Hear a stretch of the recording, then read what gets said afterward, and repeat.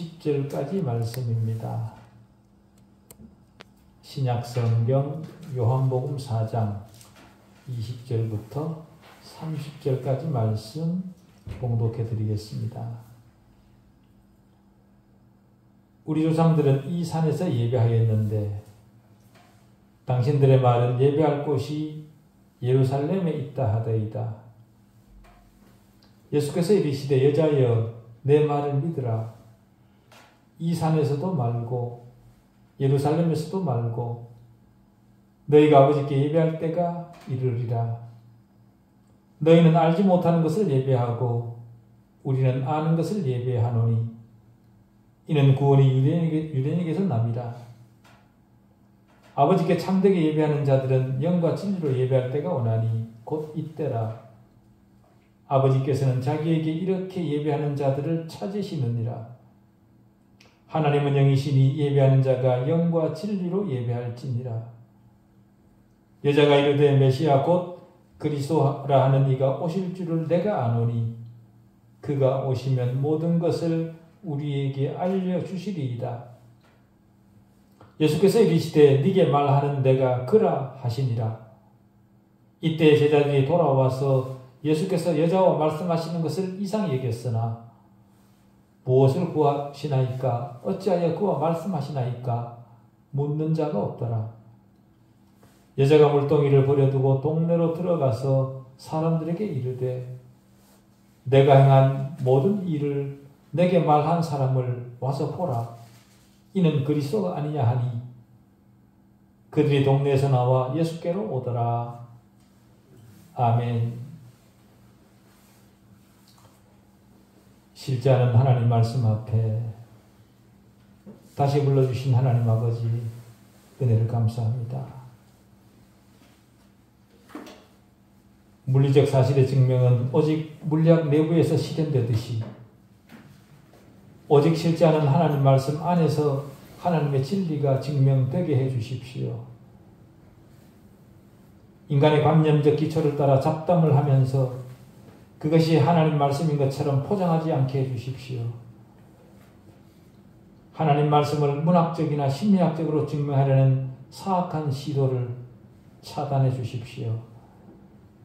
그러한 모든 시도는 사악한 범죄 행위임을 알게 해주십시오. 하나님 말씀의 이해로부터 하나님에 대한 참된 지식이 발생한다는 사실도 알게 해주십시오.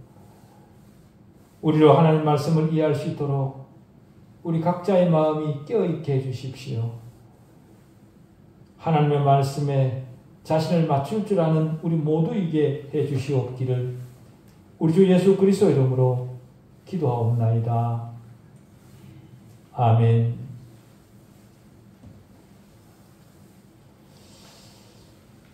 수가성 우물가 여인과 대화하시는 주님의 모습에서 주님의 인내심과 무한한 은혜 그리고 한없는 온유하심을 우리는 확인했습니다.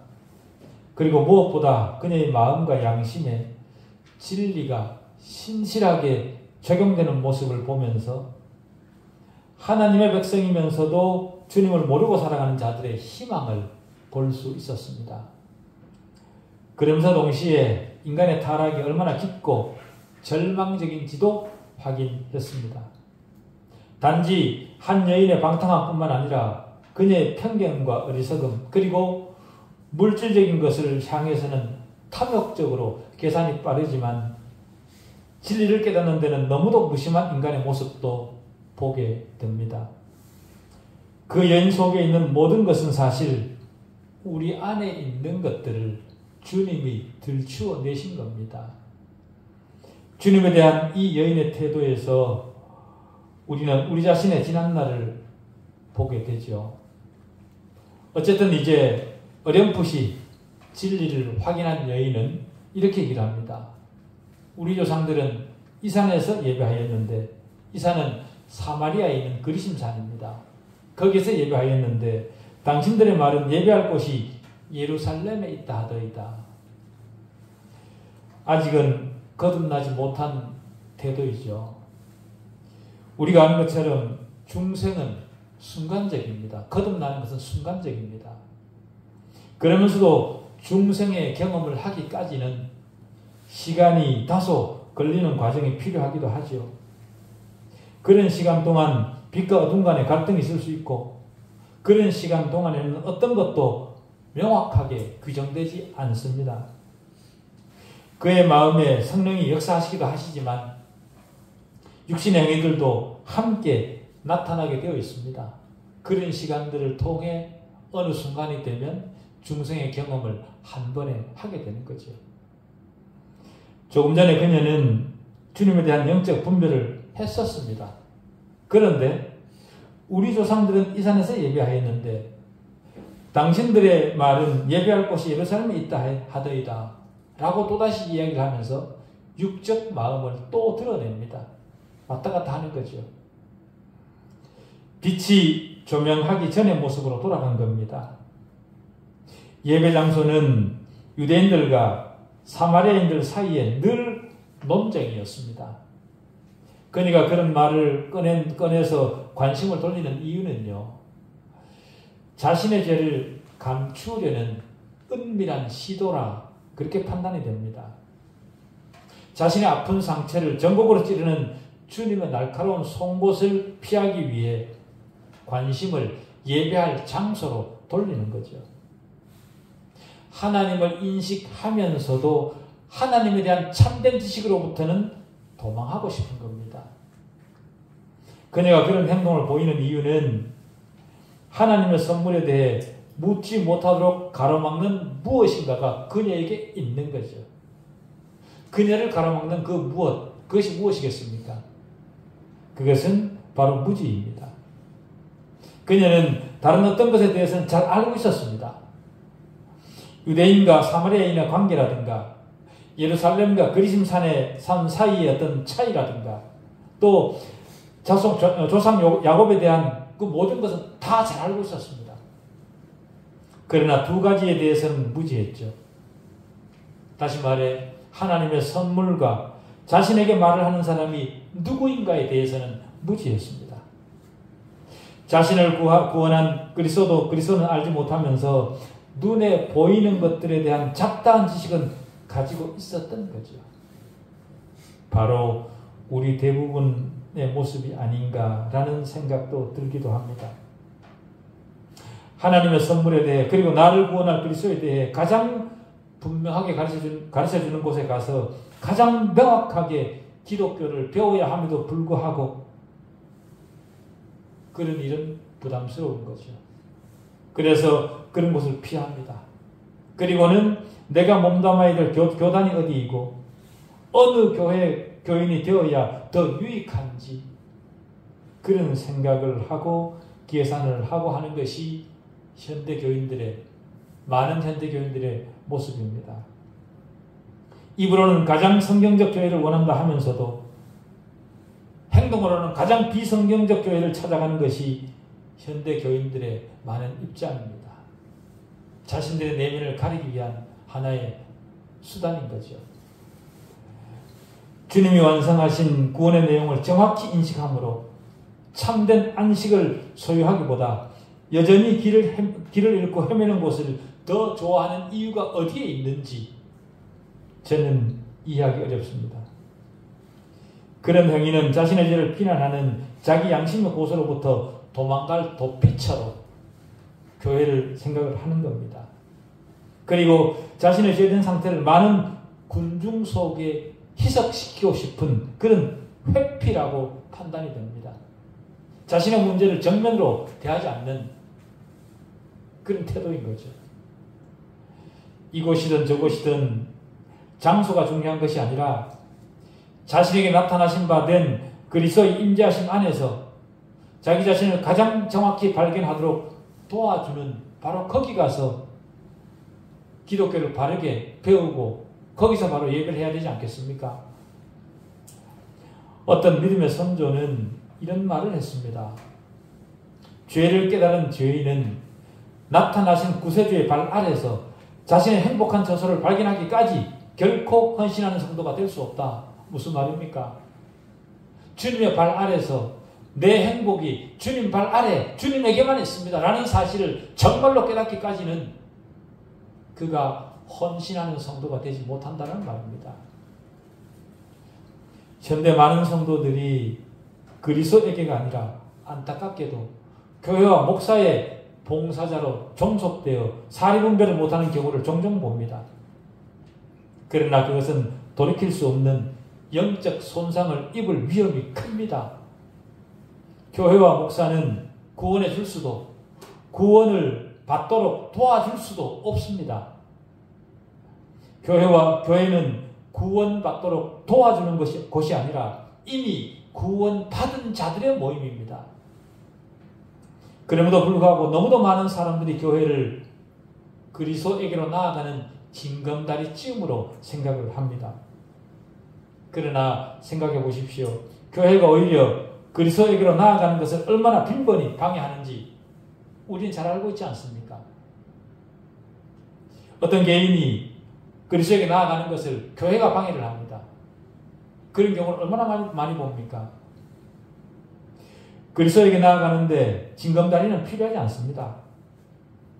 징검다리가 필요 없도록 주님이 우리 옆에 지금도 함께 계십니다. 사마리아 여인에게도 그 어떤 징검다리도 필요하지 않았죠. 왜냐하면 주님이 그녀 편에 계셨기 때문에 그렇습니다. 주님은 그녀의 눈을 가리고 있는 각종 장애들을 인내심을 가지고 직접 제거해 주셨습니다. 그리고 마침내는 그녀가 주님을 알아보도록 하셨지요.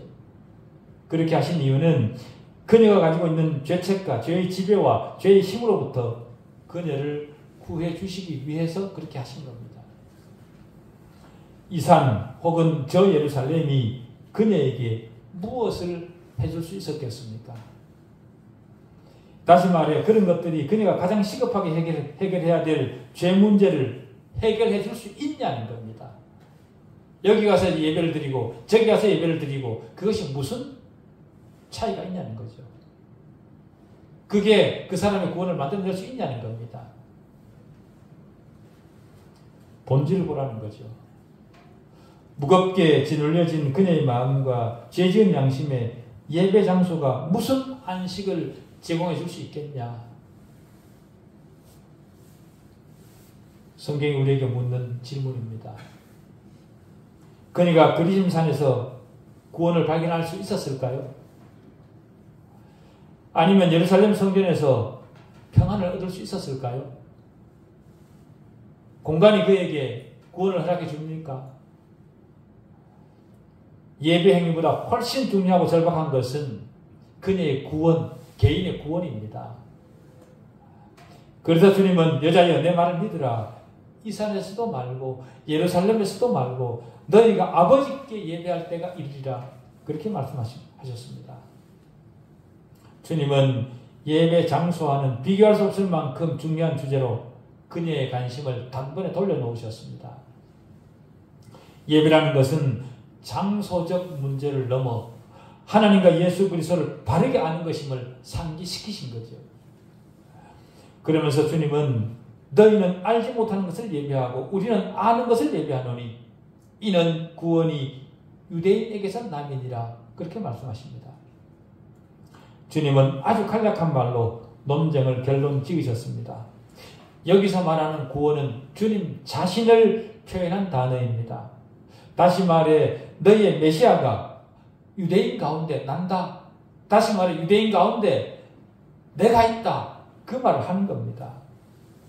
경배할 장소에 마음이 빼앗겨 있는 것은 완전히 무익하다는 것을 그녀로 하여금 깨닫게 하도록 하기 위해 구원을 주님 자신을 말씀하신 겁니다. 그녀에게 그리고 그리스도 밖에 있는 세상 사람에게 가장 절박한 것은 구원입니다. 이것보다 더 절박한 것은 사람에게 없습니다. 그리고 그 구원은 예수 그리스도를 만남으로서만 얻어질 수 있는 것입니다. 더 큰 교회, 더 많은 사람이 모이는 곳에 간다고 구원이 이루어지는 것 결코 아닙니다. 그가 예수 그리스도를 개인적으로 인격적으로 만날 때 인간은 하나님에 대한 바른 지식을 얻게 되고 하나님에 대한 바른 지식이 참된 영적 예배의 유일한 토대가 되는 겁니다. 하나님을 경배하기 위한 전제 조건은 하나님에 대한 참된 지식을 가지고 있어야만 되는 겁니다. 하나님에 대한 바른 지식 없이 하나님을 바르게 알지 못하면서 하나님을 예배한다. 그것은 거짓입니다. 있을 수 없습니다. 그런 예배 하나님 받지 않으십니다. 하나님을 바르게 아는 것이 구원이고 구원은 곧 영생입니다. 바로 이 사실에 목회자들이 어떻게 영혼을 대해야 되는가에 대한 교훈이 들어있습니다. 다시 말해 성도들에게 하나님을 바르게 안내하는 것, 하나님과 예수 그리스도에 대한 참된 지식을 가장 정확히 가르치는 것, 이것이 바로 목회자가 해야 될 첫 번째 직무입니다. 이 직무를 인식하고 성도들을 대해야 된다 그 말이죠. 교파와 형식과 절차가 중요한 것이 아닙니다. 세상을 살던 영혼이 하나님을 바르게 알고 예수 그리스도를 믿기까지 모든 외형적 문제에 대해서는 입을 다물어야 됩니다. 교인 수와 자격의 문제, 의식과 절차와 성찬식 문제, 이런 것들도 중요하다 그렇게 말할 수 있겠지만 더 중요한 것은 그들로 죄를 깨닫게 하는 겁니다. 그럼에도 불구하고 너무도 많은 교회들이 숫자 늘리기와 형식과 절차, 회중을 감동시키는 그런 것에만 전념을 합니다. 세상에 속한 자들, 그들의 영혼에 대한 간절함보다 어떻게 하면 한 명이라도 더 내 교인수를 늘릴 수 있을까에만 몰두하는 것이 현대교회의 모습이고, 그것은 곧 기독교 신앙이 아니라 종교 장사에 불과할 뿐입니다. 그런 식으로 인도되어 교회에 들어온다면 그렇게 인도된 그 사람은 오히려 더 심각한 위험에 처하게 될 수도 있습니다. 그러나 주님은 한 영혼이라도 하나님을 바르게 알도록 하시기 위해 최선의 배려를 합니다. 그래서 주님은 아버지께 참되게 예배하는 자들은 영과 진리로 예배할 때가 오나니 곧 이때라. 아버지께서는 자기에게 이렇게 예배하는 자들을 찾으시느니라 그렇게 얘기를 합니다. 인간이 좋아 보이는 방식으로가 아니라 하나님이 찾으시는 예배여야 그것이 참 예배라 그 말이죠. 예배의 장소가 아니라 영과 진리로 드려지는 예배가 참 예배이다. 영으로 예배하는 것은 영적으로 예배하는 것이고 진리로 예배하는 것은 참된 것으로 예배하는 것입니다. 이 둘은 서로 다른 방식이 아니라 동일한 예배의 두 측면입니다. 영적이라는 말은 육신에 속한 단순한 외적인 의식과 반대되는 것이고, 진리로 예배하는 것은 주님이 친히 나타내신 계시에 적합하도록 예배하는 겁니다. 그것이 바로 영과 진리로 예배하는 겁니다. 그것을 주님은 하나님은 영이시니 예배하는 자가 영과 진리로 예배할지니라 그렇게 말씀하셨습니다. 이 말씀은 대단히 중요한 말씀입니다만은 서글프게도 대단히 많은 사람들에 의해 잘못 이해되고 있는 그런 말씀이 되고 있습니다. 오늘날 예배라는 이름으로 진행되는 대부분의 것들은 영적이라기보다는 육적이고 내적이고 경건하기보다 외적이고 관찰자적 태도입니다. 교회 건물을 꾸미고 있는 온갖 화려한 장식들은 솔직히 무엇을 위한 것입니까? 예배당 안에 그 기원을 찾을 수 없는 M자 십자가, 값비싼 파이프 오르간, 스테인드 글라스로 꾸며진 창문들, 이런 것들이 정말 무엇을 위한 것입니까? 이런 질문에 그들은 이렇게 대답을 합니다. 하나님의 저는 아름다워야 되고 하나님도 이런 것을 기뻐하신다. 그렇게 대답을 합니다. 그러나 그런 대답은 정직한 대답이 아닙니다. 아름다워야 될 주님의 저는 건물이 아니라 우리 내면입니다. 교회 건물이 성전이 아니라 저와 여러분이 성전입니다. 그런 장식을 통해 인간 자신을 자랑하고 싶으면서 교활하게도 하나님의 이름을 팔지만 하나님의 생각은 인간의 생각과 완전히 다르다는 것을 우리는 알고 있습니다. 화려했던 솔로몬 성전, 그 성전은 결국 돌 위에 돌 하나도 남기지 않고 파괴되었습니다. 이 세상에 눈에 보이는 그것들이 진정 가치 있는 것이라면 그것은 영원했어야 됩니다. 솔로몬 성전은 지금까지 있어야 됩니다. 그것이 정말로 가치 있는 것이라면. 그러나 세월이 조금만 흘러도 곧 허물어지고 말 것들이죠. 건축물은 그렇습니다. 눈에 보이는 것들은 그렇습니다. 세상이 불탈 때 그 위험 있는 교회 건물도 함께 불타고 맙니다. 이 사실에 대해 정말로 진지하게 생각을 할 줄 아는 그런 기독교인들이라면 그런 호화스러운 건물을 건축하기 위해 그렇게 많은 돈을 쏟아넣지는 않을 겁니다. 그는 모든 것 뒤에 자리 잡고 있는 육신의 욕망과 자존심, 자신을 하나님의 자리에 올리고 싶은 열망, 그런 것들을 외형으로 포장해서 나타내고 있으면서 하나님을 위한다, 하나님이 좋아하신다, 교활하게 거짓말을 하는 겁니다. 주님은 말씀하시기를 하나님은 영이시니 예배하는 자가 영과 진리로 예배할지니라, 그렇게 말씀하십니다. 그렇게 명령하십니다. 여기에는 선택의 여지가 없고 다른 그 어떤 것으로도 대체할 수 없는 확정적인 명령이 있는 거죠. 영과 진리로 예배할지니라 명령입니다. 복음에는 마땅히 복종해야 될 확정적 사항 3가지가 있습니다. 우리가 다 살펴왔던 것들인데요. 요한복음 3장 7절에서 네가 거듭나야 되겠다. 그것이 바로 복음에 있어서 확정적인 일입니다. 우리 거듭나야 됩니다. 그리고 두 번째는 인자가 들려야 된다는 겁니다. 우리가 거듭나기 위해서는 주님께서 십자가에 들려야 된다는 거죠.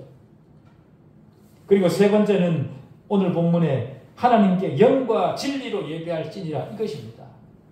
이것이 바로 우리가 마땅히 복종해야 될 확정적 3가지 사항입니다. 이 3가지 중 첫 번째 거듭나야 되는 것은 성령 하나님의 사역이고요. 두 번째 인자가 들려야 되는 것은 성자 하나님의 사역이고, 그리고 세 번째 해야 될 일은 성부 하나님께 대한, 우리가 예배해야 되는 것은 성부 하나님께 예배하는 겁니다. 이 순서는 바꿀 수 없습니다. 성령 하나님에 의해 거듭난 자들만이 성자 하나님의 대속적 사역에 의해 의롭다 여김을 받고 그런 자들만 성부 하나님께 예배할 수 있습니다. 잠언 15장 8절은 이렇게 얘기를 합니다. 악인의 제사는 여호와께서 미워하신다. 악인이 누구입니까? 그리스도 밖에 있는 자들입니다. 그들의 제사는 여호와께서 미워하신다는 겁니다. 예배라는 것은 성령으로 난 새로운 성품이 하나님을 추구하는 거룩한 행동이자 구속받은 사람의 거룩한 행위입니다. 이스라엘 백성은 애굽에서 여호와께 예배하지 않았습니다. 다만 탄식하고 부르짖으며 신음을 했을 뿐이죠. 이스라엘 백성이 홍해를 건넌 후에야 비로소 예배를 드렸다는 것이 출애굽기 15장 1절에 기록되어 있습니다. 그리고 예배는 형식과 절차로 드리는 것이 아니라 마음으로부터 나오는 겁니다. 마태복음 15장 8절에 보면 이 백성이 입술로는 나를 공경하되 마음은 내게서 멀도다. 사람의 계명으로 교훈을 삼아 가르치니 나를 헛되이 예배하는도다. 사람의 계명으로 교훈을 삼아 가르치니, 굉장히 좋은 사람 각자의 교훈이 될 만한, 이 세상을 살아가는데 굉장히 탁월한 처자술이 되는 그런 교훈들은 나를 헛되이 경배하는 것이라. 주님이 그렇게 말씀하십니다. 예배는 구속된 자가 경배와 감사로 하나님께 온전히 자신의 전부를 드리는 겁니다. 우리에게 알려진 하나님으로 내 마음을 가득 채우는 것이고, 반대로 우리 육신과 그 감각을 사로잡는 모든 것을 참된 예배로 떼어넣는 겁니다. 예배에는 선택의 여지가 없습니다. 영과 진리로 예배할지니라. 이것은 하나님의 명령입니다. 그것을 벗어나서 니들의 기분 좋은, 니들 마음에 좋은 대로, 니네 기분에 합한 대로 그렇게 웃고 떠들어라. 그렇게 말하지 않습니다. 춤과 노래가 예배라 그렇게 말하지 않습니다. 인간의 잡다한 생각이나 세상의 합리적 지식을 끌어들이라 그렇게 말하지 않습니다.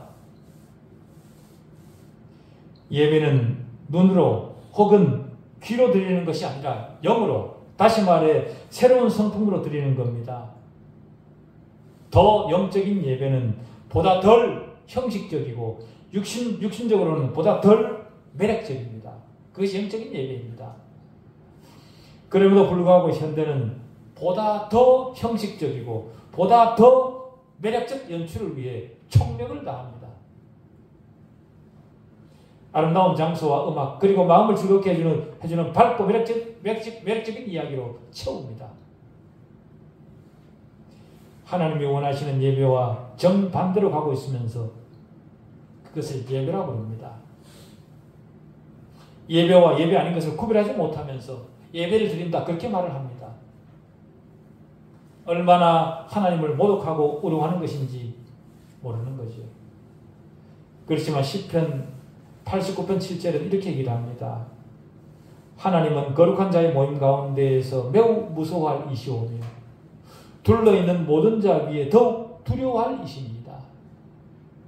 하나님은 우리에게 구원의 하나님이시기도 하시지만 대단히 무서우신 분이고 대단히 두려워해야 될 분이시다 라는 겁니다. 인간의 생각으로 경거망동하고 웃고 떠들고 자기 자랑할 일이 아닙니다. 성가대가 예배를 인도하는 것이 필요합니까? 사도들이 빌립보 감옥에서 피 흘리며 하나님을 찬양할 때 어떤 성가대가 그 사도들을 도와줄 필요가 있었습니까? 그때 사도들이 드린 예배는 예배가 아니었습니까? 하나님이 받으시는 예배는 하나님을 진심으로 아는 마음에서 나온 것이어야 됩니다. 그런데 실제로는 성가대는 누구에게 찬송하고 있습니까? 성가대의 노래가 설교의 어리석음을 대체해버리고 있습니다. 그러면서도 그것을 예배라 그렇게 말할 수 있을까요? 진정으로 하나님을 찬양하는 것이 아니라 일종의 구경거리의 성가대, 직업적인 지휘와 반주, 사람의 길을 즐겁게 하기 위한 연습, 그런 성가대는 솔직히 정직하게 말해 하나님으로부터 외면당하는 인간의 육적 행위일 뿐입니다. 하나님에게 닿는 찬양은 오로지 거듭난 영적 존재에 의해 마음의 감사함으로 하나님에게 드리는 찬양입니다. 그렇기 때문에 우리는 영으로 진정으로 예배해야 됩니다. 다시 말해 단순히 육체적 감각들로 예배해서는 안 된다 그 말입니다. 우리는 장엄한 건축물에 대한 자부심으로 예배를 드려서는 안 됩니다. 값비싼 파이프 오르간 소리에 전율하며 혹은 우렁찬 성가대의 노래 소리로 예배를 드릴 수 없습니다. 묵주알을 굴리면서 혹은 우리의 눈이나 코나 손으로 예배 드릴 수 없습니다. 왜냐하면 그런 모든 것들은 모두 육적인 것이지 영적인 것이 아니기 때문에 그렇습니다. 더구나 영적 예배는 감정에 호소한 것이어서도 안 됩니다. 사람의 마음을 울리는 음악적 자극이나 듣는 사람을 지나치게 높여 그들로 하여금 자신의 위치를 착각하게 만드는 탁월한 웅변술이나 쇼맨십, 예배의 분위기를 끌어올리기 위해 동원된 모든 인위적인 것들, 회중들의 갖가지 감정을 자극하도록 의도된 모든 것들, 이런 것들은 모두 영적이지 않습니다. 예배는 가장 단정해야 되고 가장 조용하고 가장 경건하고 예배하는 모든 사람이 하나님께만 전념하는 그런 예배여야 됩니다. 참 예배에 대한 기준을 제공받은 여인은 드디어 주님을 맞이할 준비가 되었습니다. 그래서 뭐라고 하느냐 하면 여자가 이르되 메시아 곧 그리스도라 하는 이가 오실 줄을 내가 아노니 그가 오시면 모든 것을 우리에게 알려주시리이다. 그렇게 반응을 합니다. 그러자 주님이 뭐라고 말씀하시냐면 네가 말하는 그가 바로 나다. 그렇게 얘기를 합니다. 네게 말하는 내가 바로 그 사람이다. 그렇게 대답을 해주십니다. 그녀의 모든 문제가 해결되는 순간이죠. 죄인과 구세주가 얼굴을 맞대고 만남으로 죄인의 모든 문제는 단번에 그리고 영원히 완벽하게 해결되었습니다. 그 모든 것이 해결되었을 때에 제자들이 돌아왔습니다. 이때 제자들이 돌아와서 예수께서 여자와 말씀하시는 것을 이상히 여겼으나 무엇을 구하시나이까? 어찌하여 그와 말씀하시나이까? 묻는 자가 없더라. 주님이 이 여인을 구원하기 위해 그녀와 단 둘이 있을 시간이 필요했던 겁니다. 그리고 그 모든 것이 끝나는 시간에 맞춰서 제자들이 돌아오도록 그렇게 하신 거죠. 다시 말해 한 영혼을 구원하시기 위해 아주 세밀한 상황까지도 통제하시고 인도하시는 주님이심을 우리는 확인할 수 있습니다. 그 모든 것이 해결된 그 순간 여자가 물동이를 버려두고 동네로 들어가서 사람들에게 이르니 내가 행한 모든 일을 내게 말한 사람을 와서 보라. 이는 그리스도가 아니냐 하니 그들이 동네에서 나와 예수께로 오더라.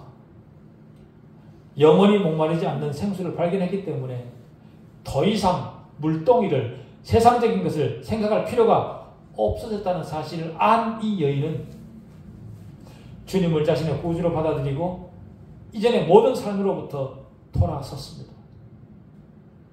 이전의 삶으로부터 돌아선 여인은 동네로 들어가서 사람들을 위해 헌신한 성도로 거듭났죠. 자신의 어떠한 수고도 없이 은혜로 그녀는 영원한 생명을 얻었습니다. 영원한 생명을 얻으면 사람은 그 생명을 다른 사람에게도 말하고 싶어집니다. 왜냐하면 영원한 생명을 모르는 자를 향한 연민이 생기기 때문에 그런 거죠. 그리스도의 생명을 가진, 세상이 줄 수 없는 이 참된 생명을 가진, 이 영원한 생명을 가진 우리는 어떻습니까? 우리도 그 생명을 가지지 않았습니까? 그 영원한 생명을, 내가 가진 그 생명을 다른 사람에게 말해주고 싶지 않습니까? 이 여인과 같이 즉각적으로 변하는 행동을 보일 수 있는 그런 우리 모두이기를 바랍니다. 기도하시겠습니다.